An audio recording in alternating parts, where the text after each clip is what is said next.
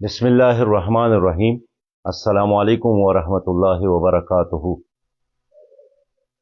رات کے اندھیروں میں انڈین آرمی نے پاکستان کے کئی مقامات پر حملہ کیا ہے اور چند مساجد کو شہید کیا ہے اور چند سویلین کو شہید کیا ہے۔